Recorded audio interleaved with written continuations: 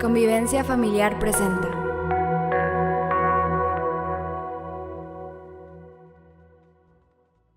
Vamos a hablar hoy sobre el ayuno y la oración. ¿Está bien? Sí, muy bien. Vamos a Santiago capítulo 5. La semana pasada Santiago nos puso una arrastrada, ¿verdad? Hablándonos sobre la envidia. No, qué bárbaro Santiago.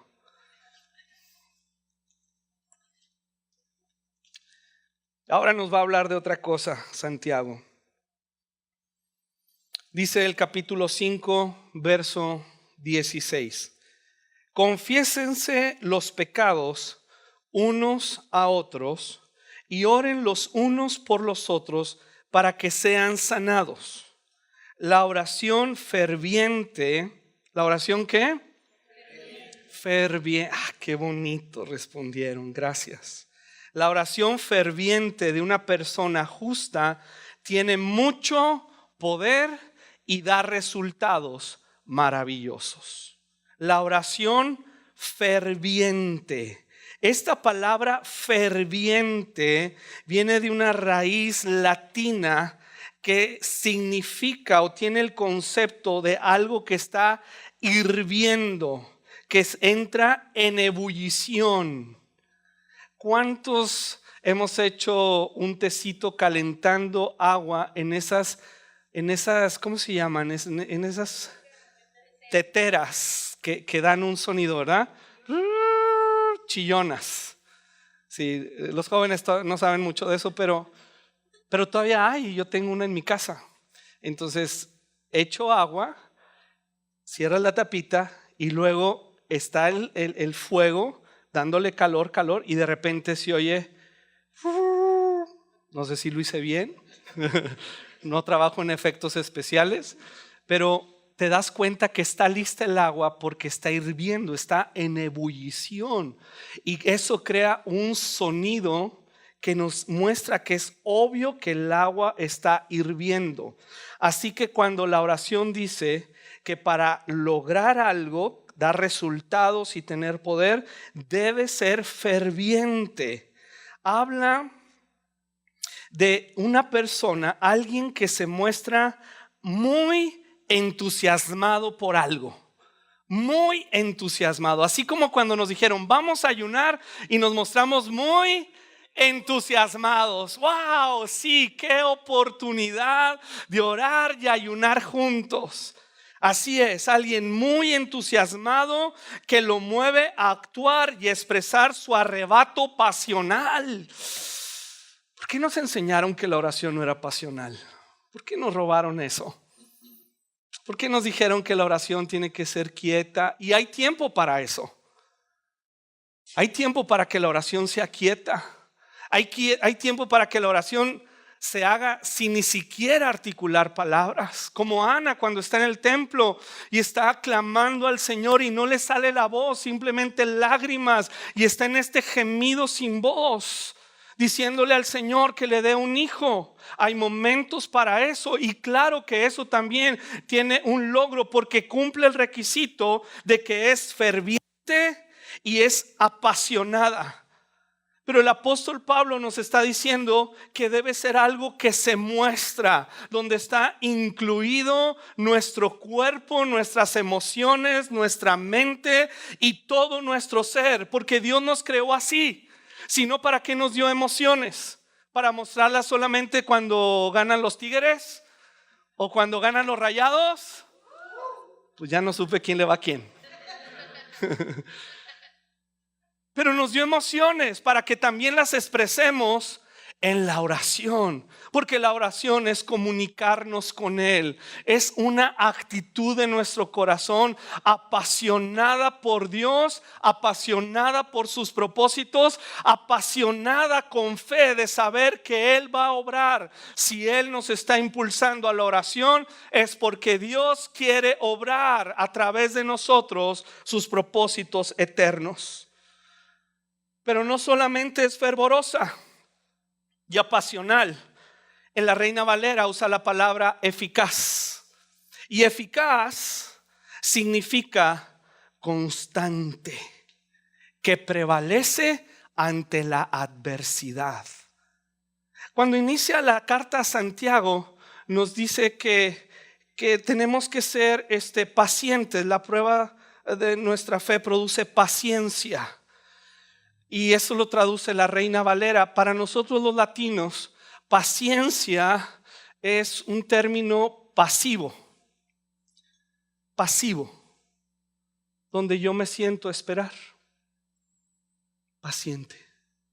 Pero la Nueva Traducción Viviente, escrita para latinos como usted y yo, dice constante, constante, constante. Se refiere a una actitud no solamente fervorosa, sino se refiere a un carácter de constancia, donde yo estoy orando con fe hoy y mañana y pasado, no por una emoción simple que tengo en el corazón o una devoción espontánea que me llegó un día emocionado por una alabanza, sino porque Dios ha escrito en su palabra grandes y maravillosas promesas que a través de la oración son ejecutadas. No decretamos en la oración, ejecutamos lo que Cristo ya decretó en la cruz del Calvario.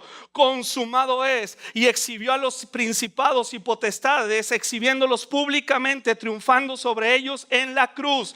Él ya lo decretó, y la oración que hace ejecuta sus propósitos y sus decretos para traerlos a la luz. La fe muestra de lo que no es, algo que se muestra. ¿Y cómo se obtiene? A través de la oración.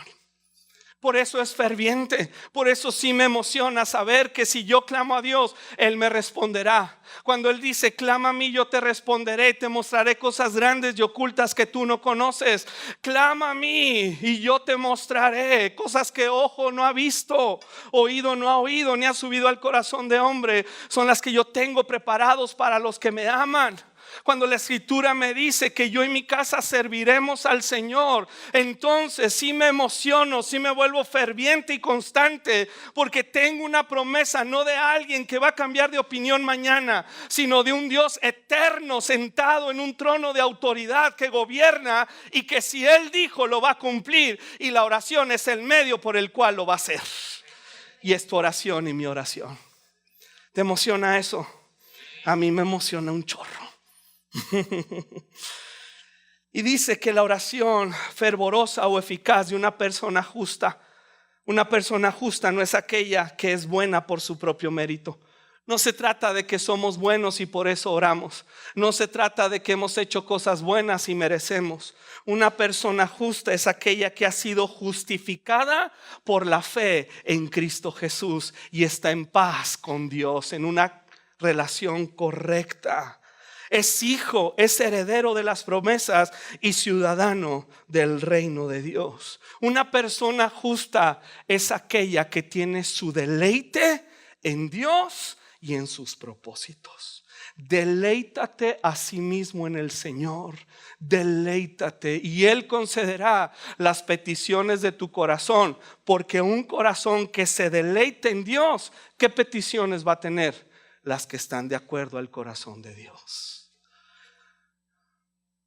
Esta persona justa tiene su deleite en el cumplimiento de los propósitos y no en los deseos egoístas que describe Santiago. ¿Se acuerdan? La semana pasada nos dijo Santiago que a veces oramos y pedimos, pero no tenemos. ¿Por qué? Porque pedimos con malas intenciones y deseamos solamente lo que nos otorga placer. Pero cuando hablamos de la oración ferviente, se vuelve ferviente porque conoce la palabra de Dios, las intenciones de Dios, los deseos de Dios, y está comprometido con Dios para que se cumplan en esta tierra.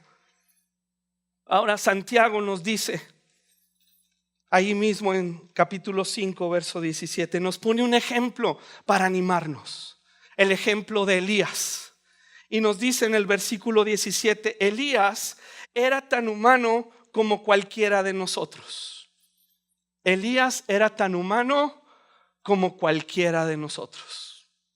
No era algo especial, no era algo extraordinario. Lo que era extraordinario era el Dios que servía a Elías, ¿verdad? Por eso Elías decía: vive el Señor en cuya presencia estoy. Lo extraordinario no era Elías. Lo extraordinario no son las vasijas de barro, es el tesoro que Dios deposita en ellas. Elías era tan humano como cualquiera de nosotros. Sin embargo, cuando oró con fervor para que no cayera lluvia, no llovió durante 3 años y medio. Fíjate, ahorita vamos a ver Primera de Reyes en el capítulo 18 y 19, cómo Elías oró con fervor para que lloviera. Pero Santiago nos revela algo que no está en Reyes, que Elías oró con fervor para que no lloviera. Vamos a orar para que no llueva. Y algunos dicen: no, porque sabemos lo que significa. Si no hay lluvia, si no hay agua, no hay vida. No hay alimentos, no hay ganado, no hay nada. Pero Elías estaba comprometido con Dios a cumplir sus propósitos. Y Dios le dijo: Elías, ora para que no llueva. Hay veces nuestras oraciones, cuando oramos por alguien: Señor, toca su vida. Señor, vuelve su corazón a ti. Hay veces que esa persona va a pasar por una sequía más grande de la que está. ¿Por qué? Porque Dios quiere llamar nuestra atención, quiere llamar su atención. A veces nuestra oración hace que Dios cierre una llave de bendición. Dice: ¿realmente quieres? Es cuando Jacob se enfrenta con el ángel. Y Jacob le decía: no te suelto hasta que no me bendigas. Bendíceme, bendíceme. ¿Qué era la bendición por la que estaba clamando Jacob? Pues que le librara de la muerte. Venía su hermano Esaú a matarlo con 400 hombres. Entonces: bendíceme, líbrame. Y el ángel le pregunta: ¿realmente quieres ser bendecido? Sí, bendíceme. Y el ángel dice: no, suéltame. Suéltame, te va a costar mucho, no te conviene. Suéltame. No, no te suelto hasta que no me... ¿De veras? ¿Estás en serio? Sí, de veras, bendíceme. Te voy a bendecir, pero te va a doler. Sí, bendíceme. Y tómala. Le da un trancazo en la coyuntura. Ya te bendije. Pero en ese momento fue transformada su vida. Él ya no tenía capacidades humanas que lo libraran de su condición de mentira y de engaño. Ahora dependía seriamente de Dios. Y cuando oramos, cuando realmente nos metemos en oración y buscamos a Dios y que sus propósitos se cumplan, no es que Dios quiera torturarnos y no es que Dios envíe el mal para enseñarnos algo. Simplemente Dios nos está pasando por un proceso como hijos. Porque Hebreos dice que Él disciplina a los que son hijos. Los que son hijos no los disciplina, esos los disciplina el diablo. Pero los que somos hijos sí nos disciplina. Y la disciplina no es para destruirte. La disciplina no es muerte. La disciplina no es enfermedad. La disciplina de Dios no es lo que Cristo ya ganó en la cruz del Calvario. No es, si no fuera contradictorio, que nos sanó de nuestras dolencias. Pero tenemos que reconocer que vivimos en un mundo caído y enfermo. Pero cuando somos hijos y estamos en serio con Dios, a veces Dios va a cerrar una llavecita de bendición. ¿Para qué? Para llamar nuestra atención. Porque así somos todos. Cuando empieza a apretar el bolsillo, cuando empiezan las situaciones difíciles, buscamos más a Dios. Bueno, no sé ustedes, yo sí.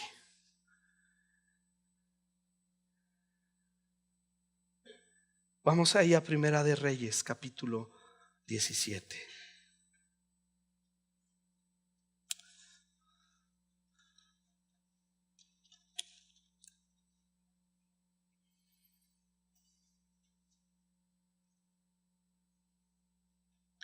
Pero hay una esperanza. Santiago también nos dice que más tarde volvió a orar y el cielo envió su lluvia y la tierra comenzó a dar cosechas. Sí hay una esperanza, sí la hay. porque quería llamar la atención el Señor al pueblo de Israel. Dice Primera de Reyes 17, ahora bien, Elías,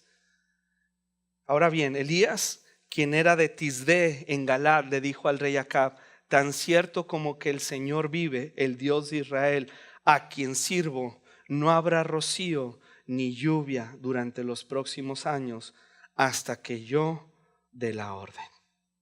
¿De dónde había salido esa orden? De Dios. Y Dios le dijo a Elías, preséntate ante el rey y dile, no va a llover. Pero Santiago nos dice que no solamente recibió la orden, sino que al recibir la orden se puso a orar fervientemente. Señor, que no llueva. Señor, que no llueva. Señor, que no llueva. Y no llovió. Ahora, si Dios había ya determinado que no lloviera, ¿era necesaria la oración de Elías? Sí. Dígalo con seguridad. Sí. ¿Y qué si Elías no hubiera orado? Dios levanta a otro. Y lo vemos más adelante en la historia de Elías. Cuando Elías ya no pudo, le dijo Dios, hasta aquí llegaste, gracias por tus servicios, ve por Eliseo que va a tomar tu lugar.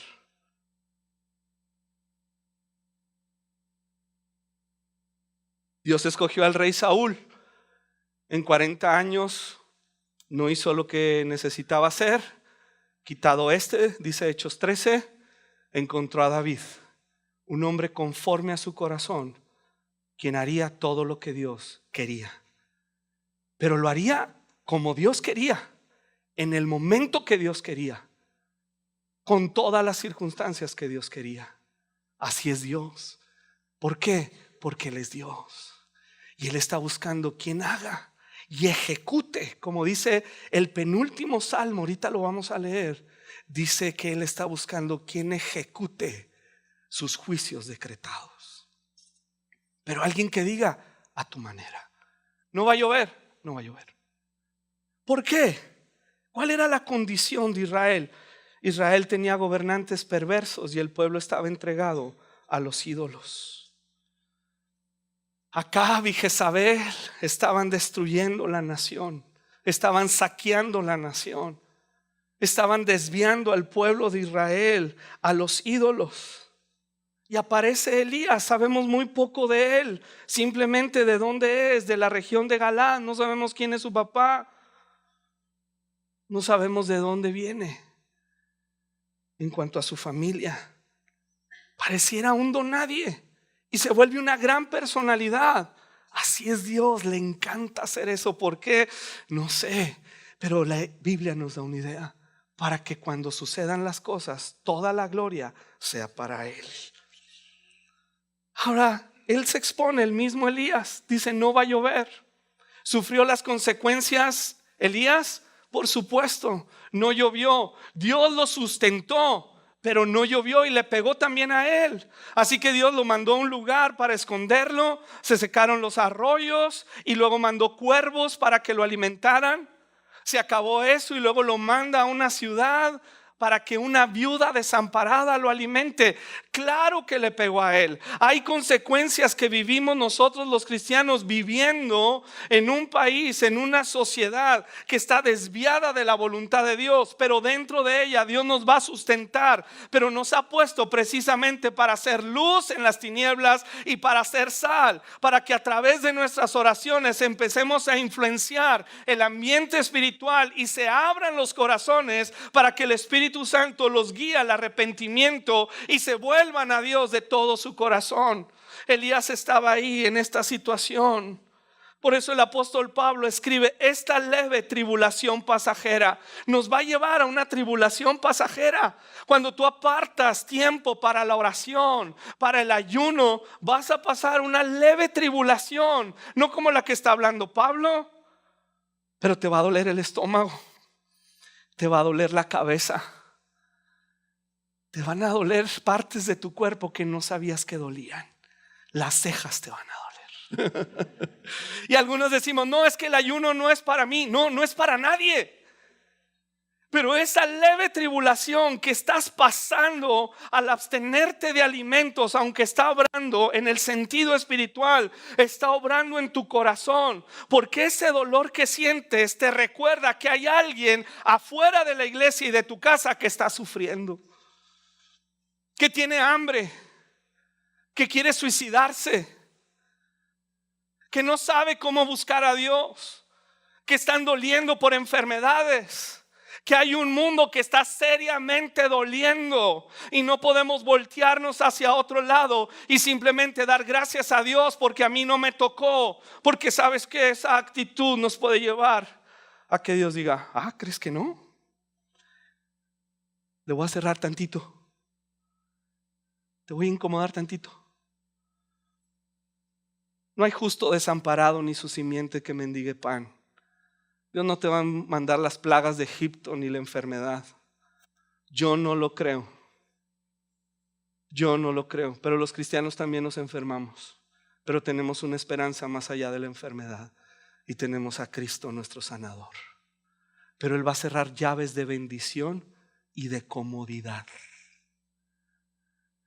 A que digas: caray, no me acordaba que se siente no tener esto. Pero como vamos a seguir teniendo, entonces el ayuno es una forma en que permitimos que Dios llame la atención a nuestras conciencias para decir: hay alguien que está sufriendo hoy. Hay mujeres que están siendo golpeadas y abusadas. Hay niños que están siendo maltratados y vendidos. Hay jóvenes en nuestra sociedad que están en bulimia y anorexia, en drogas, en inmoralidad, en perversión.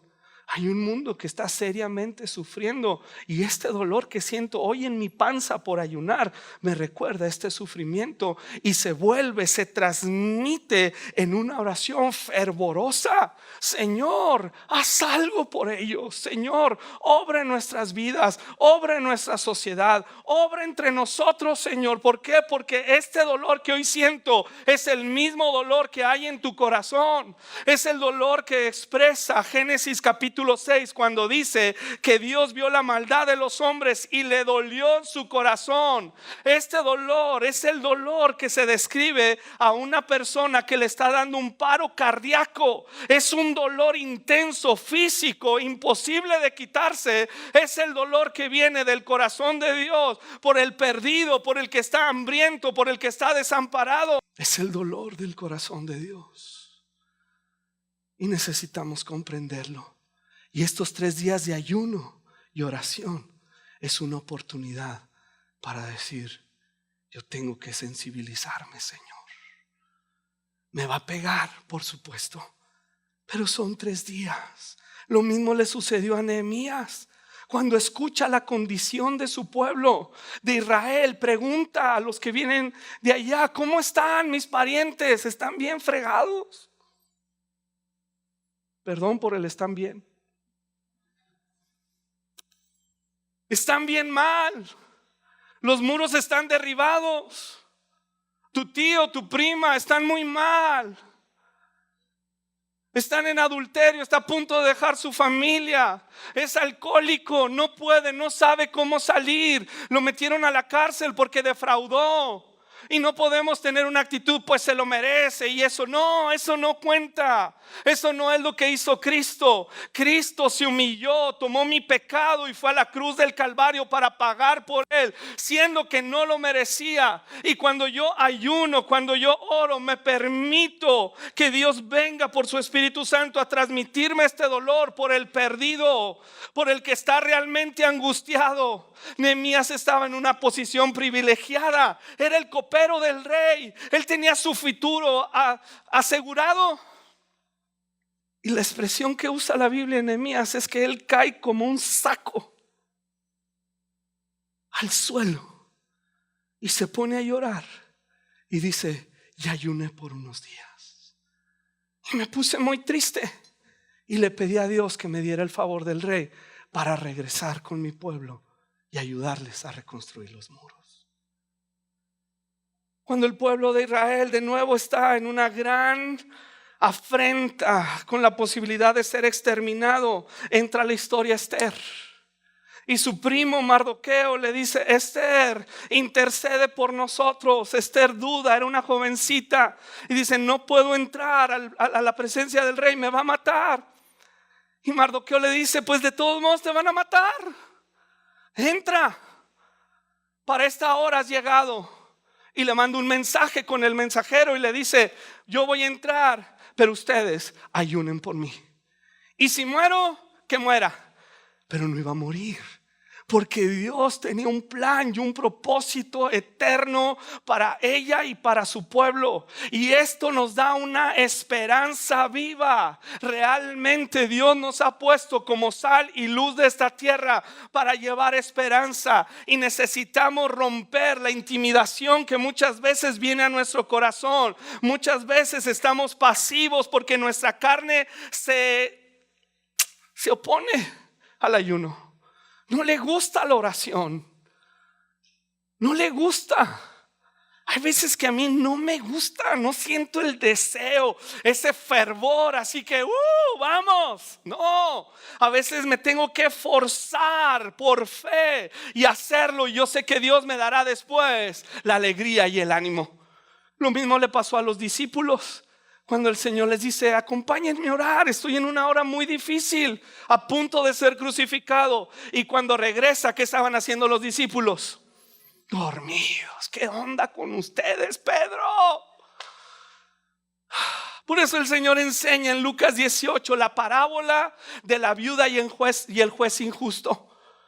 Inicia Lucas diciendo que le refirió una parábola sobre la necesidad de orar siempre y no desmayar. En la parábola nosotros no somos la viuda, no somos. Porque la viudez en la Biblia representa abandono, y Dios no nos ha abandonado, nos ha dado su Espíritu Santo y dijo: no los dejaré huérfanos. Las parábolas enseñan una sola verdad: no todo lo que está ahí tiene una representación bíblica espiritual. Él nada más estaba enseñando sobre la necesidad de orar siempre y no desmayar. Y Dios no es el juez, porque Dios no es injusto, pero está hablando sobre una persona que tiene realmente una necesidad apremiante, que está siendo despojada de sus bienes, y lo único que tiene a su favor es el juez. Lo único que tenemos a nuestro favor es el juez justo. Así que la viuda empieza: juez, hazme justicia de mi adversario, hazme justicia, hazme justicia, hazme justicia, hazme justicia, día y noche, ¿hasta cuándo? Hasta que el juez dijera: háganle justicia. ¿Se acuerdan que en la parábola dice el juez: ya ni temo a Dios, ni le tengo miedo a nadie, pero ya quítenme esta mujer de acá? Pero fíjate lo que Dios dice de los creyentes que sí están orando. Y pregunta: cuando el Hijo del Hombre regrese a la tierra, ¿hallará fe en la tierra? ¿Hallará gente que esté orando y intercediendo? ¿Hallará gente que ha dejado a un lado su comodidad, su pasividad, y está comprometida con los propósitos eternos de Dios para glorificarlo en su vida, en su familia, para llevarlos más que se puedan a la eternidad? ¿Hallará gente como estas vírgenes sensatas que tenían llenas sus lámparas de aceite, llenos del Espíritu Santo, listos a la hora que Él venga? ¿Hallará esto? Yo espero que sí. Y que sea aquí en Convivencia Familiar y en todas las iglesias de nuestra ciudad y de nuestro país, porque es una hora crítica. Mardoqueo le dice a Esther: para esta hora has llegado, para esta hora has llegado. Hay hermanos que están avanzando la causa en otros frentes, han podido llegar a la gran tribuna de nuestro país, han hablado a diputados y senadores acerca de nuestro deseo como cristianos de honrar a Dios y que se eche para atrás esta inmoralidad y perversión que se ha legalizado. Pero necesitamos orar, necesitamos interceder, necesitamos pasar de las palabras del juicio y de la crítica, de ser fariseos que simplemente con conocimiento bíblico saben lo que puede suceder, a cristianos que están realmente trastornados, fervientes en oración, comprometidos con Dios por su reino. Vamos a continuar con la historia en Primera de Reyes 18. Elías llega con el rey Acab y el rey Acab dice: ¿eres tú el que ha traído todo este rollo a Israel? Elías le dice: no, eres tú y la casa de tu padre. Y la lluvia Dios la ha detenido por nuestro pecado de idolatría. Ahora Elías le dice a Acab: ahora junta todo el pueblo, reúnelos, les voy a hablar. Wow. Versículo 21. Elías se paró frente a ellos y dijo: ¿hasta cuándo seguiréis indecisos, titubeando entre dos opciones? Si el Señor es Dios, ¿qué les dice? Síganlo. Pero si Baal es el verdadero Dios, entonces síganlo a él. La oración no acepta titubeos. No lo acepta.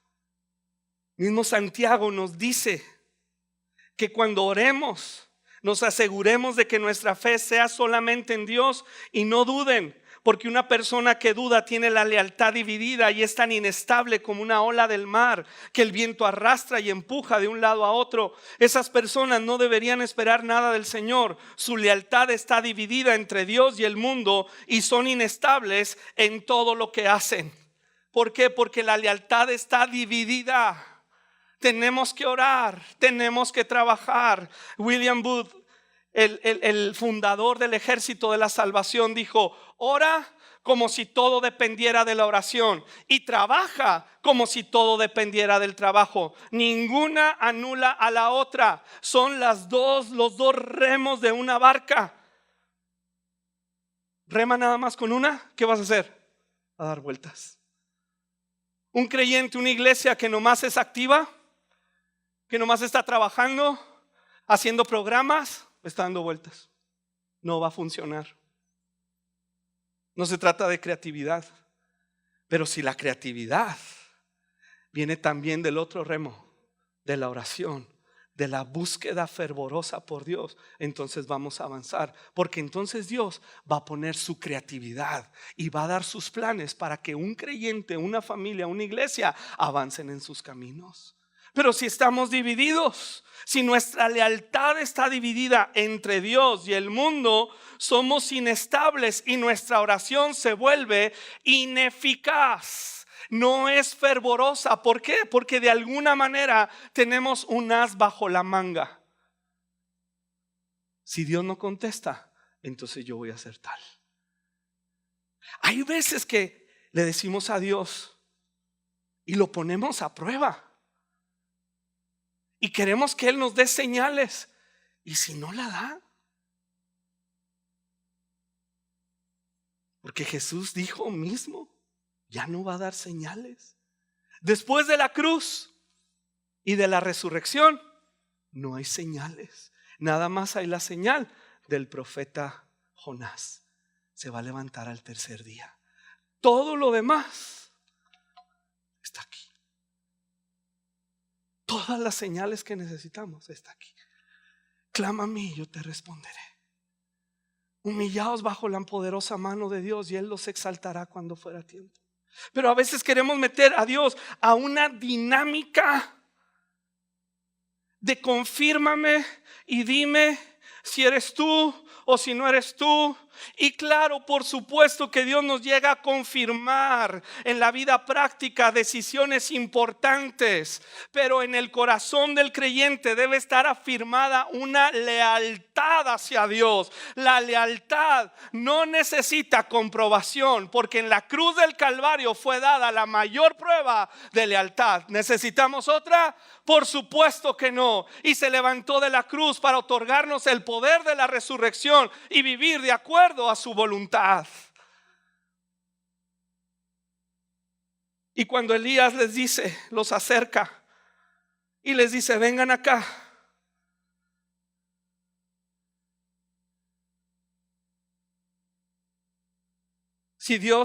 Si el Señor es Dios, síganlo. Si Baal es Dios, pues síganlo a él. Sin embargo, fíjate lo que dice el versículo 21. Sin embargo, la gente se mantenía en absoluto silencio. Verso 21. Date cuenta lo que está sucediendo. Elías está diciéndoles: Dios quiere obrar entre nosotros. Dios quiere que nos arrepintamos. Dios quiere que clamemos y oremos. Dios quiere hacer algo seriamente con nosotros y a través de nosotros. Pero no podemos estar divididos con una lealtad en el mundo y una lealtad en Cristo. Decídanse. ¿Qué esperaríamos que sucediera? Que el pueblo dijera: sí, Elías, gracias, Señor, perdónanos, no sabíamos lo que hacíamos. Pero ¿sabes qué hacen? Cuando dice que se mantenían en absoluto silencio, la expresión original hebrea quiere decir que estaban así. Pues muéstranos a ver quién es el verdadero Dios. Era una actitud indolente. Como dice el dicho mexicano, veían la tempestad y no se hincaban. Indolente. Pues tú dices que el Señor es tu Dios, pero aquí tenemos otros 400 que dicen que Baal es Dios. Pues a ver de qué cuero salen más correas. Obviamente nosotros como creyentes tenemos una respuesta inmediata. Por supuesto que es Dios. Yo no tendría que tomar esa decisión. Pero ¿sabes cuándo se muestra nuestra decisión y nuestra actitud para saber quién es Dios en nuestra vida? En nuestra vida de oración. Si Él realmente es el Señor, yo voy a estar buscándole con un fervor incansable. Pero si yo creo que el mundo me provee, que yo por mi propia fuerza puedo, que yo no necesito, y me creo la mentira de que Dios va a hacer las cosas sin mí, y como que a veces me veo cristianizando esta famosa ley de se me fue el nombre. Si va a suceder, de Murphy. Si va a suceder, va a suceder. Si Dios quiere, va a suceder. Y si Dios no quiere, no va a suceder. Entonces, ¿para qué oramos? Entonces, ¿es realmente una mentira y una burla? ¿Realmente estamos siguiendo un libro lleno de tonterías y de ilusiones vanas?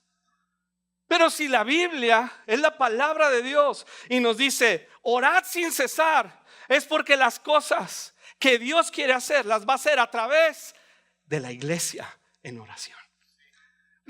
Se lo dijo muy claro a Pedro: las puertas del infierno no prevalecerán contra la iglesia. Así que el pueblo de Israel estaba entre dos. Y entonces Elías manda llamar a los profetas de Baal. Mátenle el animal, el toro, ofrezcan sus sacrificios. Y ahí estaban. Ya sabemos que no sucedió nada. Pero luego viene el turno de Elías. Y Elías parte el animal en pedazos, lo pone ahí para que venga el fuego del cielo y le echa agua. Vámonos.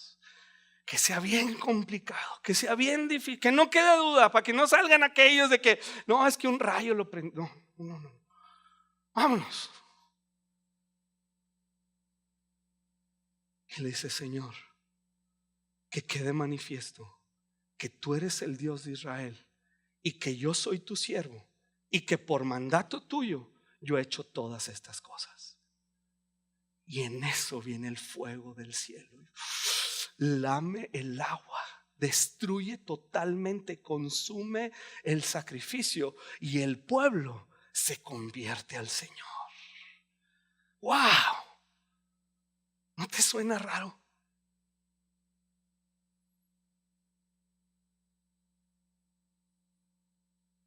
¿Por qué no lo hicieron antes? Porque tuvo que venir la señal del cielo. Bienaventurados los que no ven pero creen. ¿Por qué tenemos que recibir la señal? ¿Por qué tenemos que recibir la aflicción? ¿Por qué? Me suena más la historia a cuando nuestros hijos y perdón, hijos, bueno, yo también soy hijo, se acercan de manera convenenciera, ¿verdad? Los que somos papás, sí o no distingues cuando tu hijo se acerca de manera convenenciera. ¿En qué te ayudo?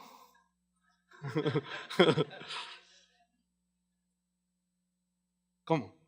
Sí, ay, papá. Y ya sabe uno por dónde va. Pero al menos yo caigo y caigo en su trampa. ¿Quién no, verdad? ¿Quién no? Lo increíble es que Dios es así. Él vio que su pueblo no se volvió a Él sin la señal. Y cuando manda la señal y se vuelven a Él, Él dice, ay, qué bueno que regresaron. Qué pena. Pero Él es Dios. Por eso habla la Biblia de su gran misericordia,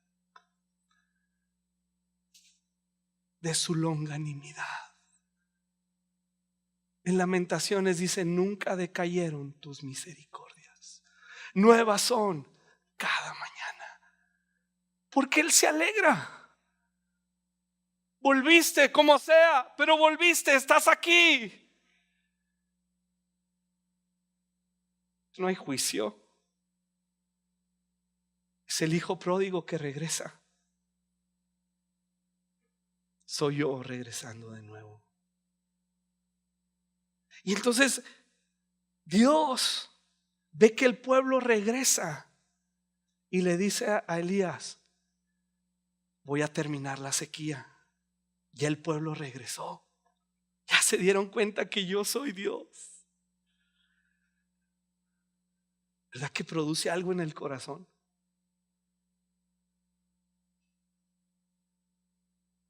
Pero eso que está produciendo en el corazón de algunos es Dios atrayéndote, no condenándote, es atrayéndote. Si sentiste esa punzadita en el corazón, es Dios atrayéndote. Qué bueno que regresaste. Y si siempre has estado, quiero que vayas a otro nivel, a otro punto. Porque nunca decayeron sus misericordias. Quiere decir que Dios siempre creyó en la obra de Jesucristo, no en mí, porque yo soy infiel. Dios no tiene puesta su esperanza en mí, la tiene puesta en Cristo Jesús. Y la tiene puesta en lo que el Espíritu Santo puede obrar en mi corazón para guiarme al arrepentimiento. Porque Él es fiel para mantenerme de pie, firme y sin mancha hasta la venida de Jesucristo. Él cree mucho en Él mismo. Y cuando nosotros creemos en Él, que Él con su gran misericordia nos atrae y nos sostiene, nos lleva a una oración fervorosa, nos lleva a una alabanza rendida, porque sabemos que Él es bueno. Total, que le dice a Elías, Elías, va a llover.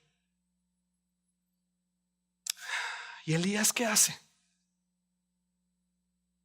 Dice la historia, si la sigues leyendo, que cuando ya le avisó Elías a Acab que iba a llover, Acab dice, pues vámonos a la fiesta, vámonos a beber, vámonos a comer.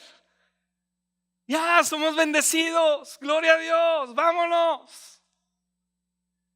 Y dice, mientras Acab se fue a beber y a comer, Elías se fue a la cumbre del monte Carmelo. ¿Para qué? Dios dijo que va a llover. Pero Elías estaba comprometido con Dios y con sus propósitos, y se fue a la cumbre, a lo más alto de la montaña. 1,000 y tantos pies sobre el nivel del mar. Imagínate, cansado, agotado, saliendo de una sequía, y llega a la cumbre de este monte. ¿Y qué empieza a hacer? Empieza a orar. Y dice la escritura, ahí en tu casa puedes leer toda la historia. Dice la escritura que cuando llega ahí a la montaña, pone su cabeza entre las rodillas, se hinca y pone su cabeza entre las rodillas. Una posición muy incómoda. Es la posición que usaban las mujeres en ese tiempo para dar a luz. Él se pone en una posición de parto. Él dice: Dios quiere dar a luz algo y yo soy el instrumento. Lo mismo que sucedió con María. Lo mismo cuando le anuncia el nacimiento de Jesús y ella dice: ¿cómo será esto? ¿No va a venir por medios humanos? Le dice el ángel a María: el Espíritu Santo vendrá sobre ti y el poder del Altísimo te cubrirá con su sombra. Por lo tanto, el santo ser que nacerá será llamado Hijo de Dios. Y cuando el Espíritu Santo viene con su sombra y te cubre en tu oración, en tu expresión ferviente y constante de oración y de búsqueda de su presencia y de su propósito cumplido en la tierra, entonces lo que vas a dar va a ser de Dios, porque lo que es nacido del Espíritu es del Espíritu Santo. Y no podemos estar dando hijos en la carne como Ismael. Necesitamos más Isaacs, hijos milagrosos, sobrenaturales, la obra de Dios en nuestras vidas, en un mundo que languidece porque están viviendo horas oscuras. Nuestros hijos, nuestros niños, nuestros matrimonios están viviendo horas oscuras. ¿Y quiénes son los que pueden dar a luz los propósitos de Dios? Personas que han sido cubiertas con el Espíritu Santo a través de su palabra. Dicen: yo lo voy a dar a luz. Pero ¿cuántas saben, mujeres, que dar a luz duele? Es algo que los hombres tal vez nunca entenderemos. El otro día me estaba platicando mi esposa la presión que hay y los huesos cuando se abren para dar a luz. Y ahí está Elías, hincado con la cabeza entre las rodillas, diciendo: Señor, manda la lluvia. Manda la lluvia. Manda la lluvia. Estamos muriendo. Nuestros hijos, los niños que quieren educar con esta perversión en nuestras escuelas, van a crecer sin distinguir. Necesitamos que mandes la lluvia. Pero ¿tú crees que eso va a suceder con una oración así? Manda la lluvia, Señor. Libra a los niños y a las niñas. Hay oraciones así. Cuando das gracias por los alimentos, así oramos. Gracias, Señor, por estos alimentos. Cuando es cuestión de vida o muerte, no oras así. Es ferviente. Es ferviente. Manda la lluvia. Manda la lluvia. Manda la lluvia cuando el hogar se está destrozando, cuando los hijos no quieren de Dios, cuando la enfermedad está a punto de traer consecuencias fatales. Manda la lluvia. Manda la lluvia.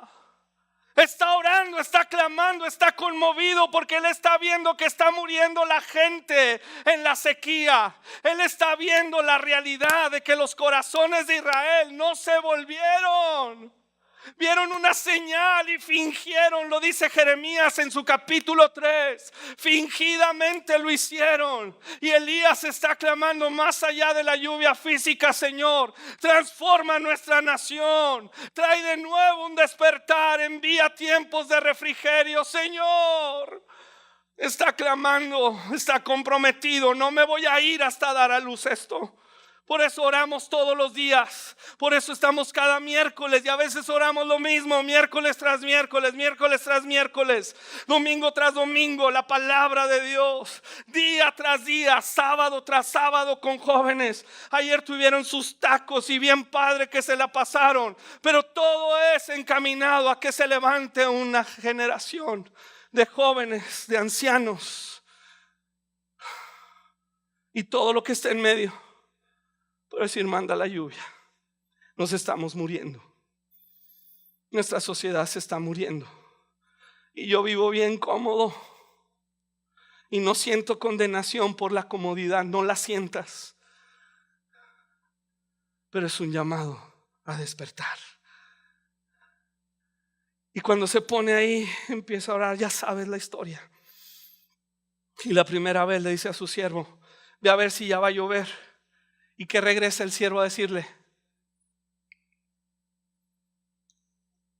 todavía no. Ya llevamos orando 1 año, 10 años. En enero el Señor por su gracia me va a permitir cumplir 30 años. Que Él me rescató, que Él me aceptó a mí. 30 años. Hemos estado orando, clamando, intercesores por México, varios movimientos de oración. Y todavía no llegamos, todavía no estamos ahí. Necesitamos seguir. Y necesitamos seguir y necesitamos continuar. Qué bueno ha crecido el cristianismo, qué bueno han crecido las iglesias. Y necesitamos más iglesias y más pastores y más evangelistas. Y bendecir al cuerpo de Cristo que explote en toda nuestra ciudad y nuestro país. Pero aún no hemos llegado.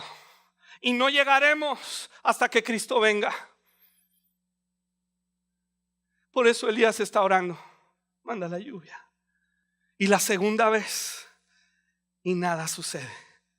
Y la tercera vez, y nada sucede. Parece que nada sucede. Parece que la realidad tiene el control. Pero hay una verdad.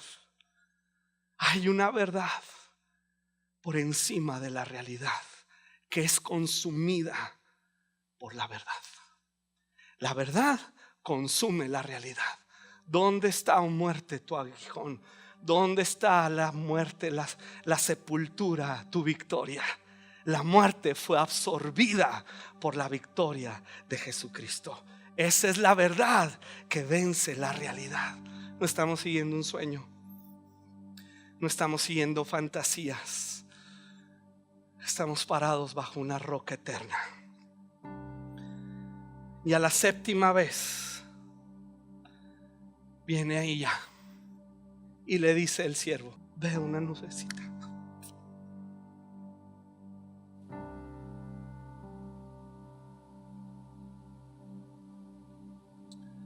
Ve una nubecita. Ve apenas algo del tamaño de la mano de un hombre. Veo algo. Pero ese algo me lleva más. Y dice que es 7 veces que lo hizo. ¿Por qué 7 veces? Porque en esta ocasión está representando orar hasta que suceda. Y todavía no ha sucedido. Hay oraciones que todavía no fueron contestadas. De hecho, hay una oración que Jesús hizo hace 2000 años, un poquito más, que todavía no ha sido contestada. Y la hizo Jesús cuando oró y dijo: Padre, que sean uno los creyentes, como tú y yo somos uno. Todavía no se cumple, pero Él tiene esperanza y tiene fe en que su obra redentora, en que el poder que le levantó de entre los muertos va a prepararle esa iglesia unida, sin envidia, sin divisiones, sectarismos, sin nuestros rollos denominacionales. Una iglesia, una novia, una multiforme gracia expresada en unidad. Dice, veo una nube. Pero para ver esa nube, antes de llegar a todo eso, cuando Elías está a punto de orar, que los junta para preparar el animal y que el fuego cayera, se acerca al lugar de los sacrificios, al altar, y dice, el altar está destruido. ¿Dónde vamos a matar el animal y ofrecerlo para que venga fuego del cielo? Y se pone a arreglar el altar, porque si no hay altar, no hay donde venga la presencia. Y este no es el altar, esta es una plataforma de madera. Este no es el altar, ni es el templo. No habitan en edificios hechos de manos. No tiene gloria este edificio, no tiene gloria estas columnas, no tiene gloria las sillas ni la plataforma, no tiene gloria nadie. Pero el altar está en el corazón. Él habita con el quebrantado y humilde de corazón. Como que Dios tiene dos altares o dos tronos, lo decía Spurgeon, allá en su cielo y en un corazón sencillo, nada más. Prepara el altar, porque Dios te ha dado promesas grandes y maravillosas. Y si nos está llamando a la oración y al ayuno, es porque Él quiere obrar. Él quiere despertar su pueblo. Lo dice en Ageo, despertó el corazón de Zorobabel, despertó el corazón del sacerdote, despertó el corazón del pueblo y se pusieron a edificar. Despertó, animó, reavivó. Se pusieron a orar, a construir las murallas, el templo. Y es lo que Dios quiere hacer en esta mañana, en estos días, el resto de nuestra vida. Necesitamos orar y ayunar. Para esta hora hemos llegado. Póngase de pie, por favor, conmigo. Y vamos a despedirnos haciendo de este canto una oración. Manda la lluvia.